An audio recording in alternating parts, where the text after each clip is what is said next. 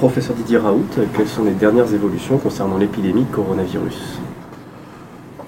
L'épidémie de coronavirus, comme on avait commencé à le voir, prend une forme de cloche qui est très banale dans les maladies virales. Vous voyez, ça c'est le nombre de cas hebdomadaires que nous voyons ici à Marseille, qui a cette forme de cloche très typique, mais qu'on a tous les ans avec la grippe, le virus respiratoire syncytial. Et donc, on pouvait toujours imaginer que cette maladie allait se comporter différemment, mais en réalité, elle se comporte comme toutes les autres. Vous voyez, ça c'est une projection qui est faite par les gens de Singapour sur l'évolution en France, qui prédit avec justesse ou non, mais enfin les prédictions, c'est toujours la limite, c'est toujours un peu difficile à déterminer, que dans le mois de mai, ceci devrait s'arrêter. C'est une courbe, on l'avait vu la dernière fois, qu'on observe aussi en Chine. Vous voyez ici en Islande, qui sont les gens qui ont le plus testé de gens, la proportion de la population la plus testée au monde, c'est l'Islande. Et cette forme en forme de cloche aussi. Voilà. L'histoire de ce rebond, là, je ne sais pas d'où ça sort, mais enfin, ce n'est pas les maladies virales respiratoires qu'on connaît. Elles n'évoluent pas en dos de chameau, elles évoluent en cloche. Voilà. Donc c'est une forme banale. Encore une fois, l'avenir est toujours imprévisible, mais globalement, ça ressemble à une forme banale et on voit qu'on s'approche de la fin de la situation, les réanimations se vident, la mortalité diminue avec un délai, hein, mais tout ça est en train de disparaître. Personne ne sait si ça réapparaîtra l'année prochaine, si y aura un nouvel épisode ou pas. Tout ça, c'est des prédictions. Bien sûr, je suis bien incapable de faire des prédictions de cette nature, puisque le seul réservoir qu'on connaisse, c'est un réservoir d'animal sauvage. Et donc, la chance que l'on reparte avec un réservoir d'animal sauvage est beaucoup plus rare que celle d'animaux d'élevage, comme c'est le cas pour la grippe, où on a les poules et les porcs qui s'échangent le virus et qui finissent par créer des mutants qui nous affectent. Quelles sont les dernières évolutions concernant les débats de la communauté scientifique, concernant les médicaments? Moi, j'ai toujours pensé que c'était juste une question de temps. Si vous voulez, les Chinois ont beaucoup communiqué sur ce problème-là parce qu'ils étaient très en avance et ils finissent par sortir petit à petit toutes leurs études. Toutes leurs études montrent que, le médicament de Gilead sur lequel la France a beaucoup misé, qui est le Redemsivir, ça ne marche pas. Donc il y a vraiment une énorme étude multicentrique qui a été faite contre placebo, qui montre que ça ne marche pas. Immédiatement, celui qui est le leader de ce test aux États-Unis, aussi sans le moins de publication, a dit si ça marche, mais ça ne permet pas de sauver de vie. Donc on sait maintenant, aussi bien sur l'étude des États-Unis que sur l'étude chinoise, que le Redemsivir ne permet pas de sauver les gens. Il n'y a pas de différence dans la mortalité, ce n'est pas un médicament qui sauve les gens. Donc c'est une chose. C'était déjà vrai sur le lopinavir, qui était la deuxième branche qui avait été testée ici. Ça ne sauve pas les gens. Donc c'est deux médicaments qui ne sauvent pas les gens. Le troisième point qui se passe, c'est alors et les autres à base de chloroquine. Pour l'instant, ce que l'on voit, c'est qu'il y a un gros travail qui a été fait en Chine, encore une fois, sur plus de 500 personnes, chez des malades très affectés, avec une mortalité très lourde, et que dans ces conditions, la mortalité était divisée par 2. Donc c'est les seuls, pour l'instant, à avoir des résultats significatifs sur la mortalité. Un énorme travail vient aussi d'être publié, qui confirme ce qui avait été dit par le professeur Zhang depuis le début, c'est que quand on donnait de la chloroquine à 500 mg ou à 1 g par jour, on améliorait de manière significative les signes cliniques et on faisait disparaître le virus beaucoup plus rapidement que quand on ne donnait pas de chloroquine.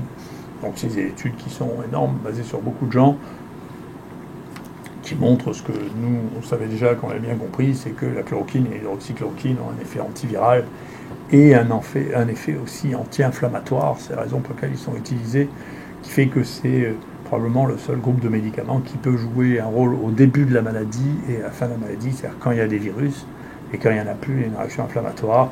Et il y a un travail qui a été fait, donc je ne sais pas s'il est déjà publié ou pas, qui montre que les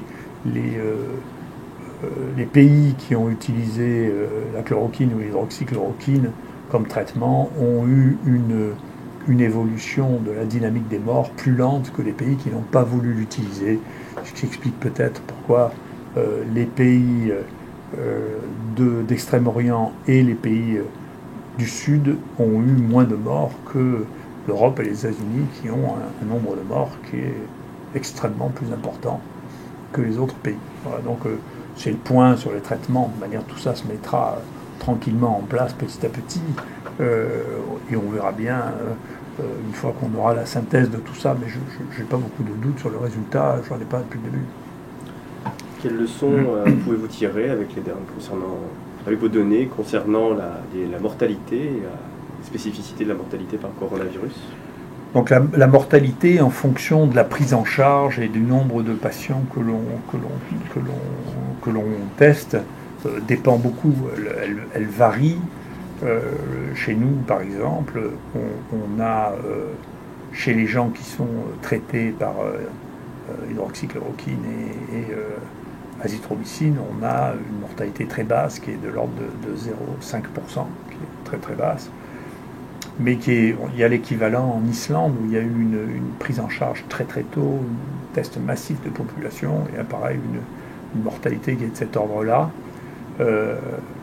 Si on regarde dans l'ensemble, chez nous, parmi tous les patients qui ont été hospitalisés, qu'ils soient traités par hydroxychloroquine, azithromycine ou non, certains avaient des contre-indications, etc., eh bien, il y a eu un seul mort de moins de 65 ans. Donc on voit que le risque dans la population qui n'a pas de facteur de risque, que ce soit l'âge avec hypertension, cancer, de mourir est extrêmement faible. Donc c'est pas une maladie très grave, à part chez les gens qui déjà étaient très touchés par les autres infections virales respiratoires. Donc tout le délire autour de la gravité monstrueuse de cette maladie est aussi une autre forme de délire déraisonnable. C'est pas vrai, bien entendu. C'est les gens qui étaient déjà âgés, qui avaient des autres pathologies. On sait que beaucoup d'hypertension, le diabète jouent un rôle important, mais globalement, ça ne présente pas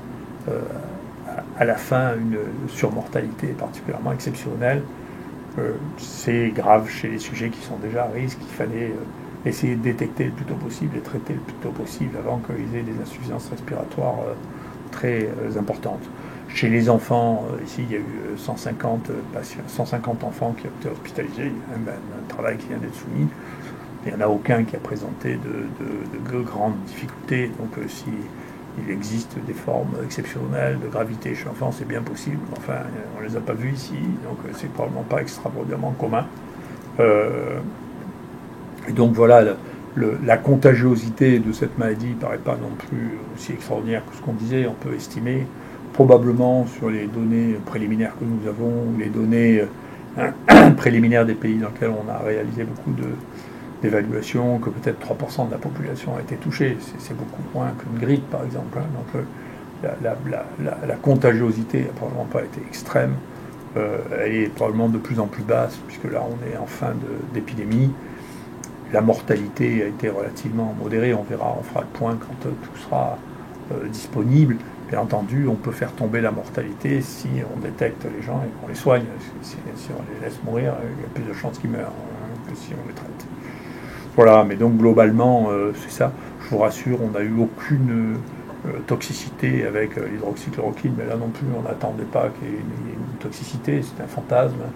Je ne sais pas d'où il est parti. Est-ce que c'était juste un fantasme pour promouvoir le Remdesivir ou pour ne pas vouloir reconnaître qu'on n'avait pas pris cette option? Je n'en sais rien. Et c'est pas raisonnable. Ce qu'on a redécouvert à cette occasion aussi, c'est l'importance des scanners low dose pour ne pas irradier trop les gens et avoir des scanners. Il y aura une réflexion certainement du pays à avoir pour avoir un équipement en scanner suffisant. On est un des pays qui a le plus bas niveau d'équipement en scanner. Il faudra bien rattraper ce bas niveau d'équipement si on veut passer à une approche moderne qui est de remplacer la radio du thorax banale par des scans low dose qui permettent de voir les choses. Et donc la phase dans laquelle nous on est rentré, en dehors de l'analyse et de la publication de toutes nos données, on a la plus grosse série mondiale de patients traités avec le coronavirus. Donc très bien, on va sortir ça, notre série déjà, qui est déjà la plus grande, sur 1000 patients vient d'être acceptée. Et puis, nous, ce qui nous intéresse maintenant, c'est les séquelles. On sait que dans le SARS, il y avait jusqu'à 20% de gens qui avaient des insuffisances respiratoires après avoir fait une pyopathie. Nous, on a trouvé avec le scanner que 65% des gens qu'on disait asymptomatiques avaient des lésions au scanner, donc qui n'ont pas été diagnostiqués. Et donc, chez nous, les gens qui ont été diagnostiqués avec un Covid, qui avaient déjà des images au scanner, on veut les revoir pour voir s'il y a une évolution vers une insuffisance respiratoire et vers des images spécifiques qui ont été vues chez les gens qui étaient en réanimation, mais qui sont plausibles aussi chez les gens qui avaient des formes qui cliniquement n'étaient pas très parlantes, mais qui avaient des lésions qui étaient visibles sur le plan du scanner. Et ça, c'est notre prochaine étape, c'est d'essayer de faire le point sur les séquelles de ça, de les détecter, de voir s'il y a des traitements à leur donner, parce que c'est ça la suite de l'histoire. C'est plus l'épidémie d'infection aiguë, c'est les séquelles des gens qui ont été infectés.